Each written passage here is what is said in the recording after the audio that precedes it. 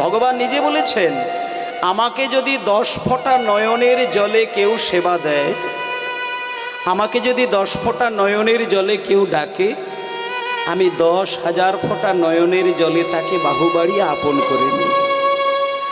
আমাকে যদি 10 কিলোমিটার ছুটে গিয়ে ডাকে, আমি 10,000 কিলোমিটার ছুটে গিয়ে তাকে আমি ডেকে নিই।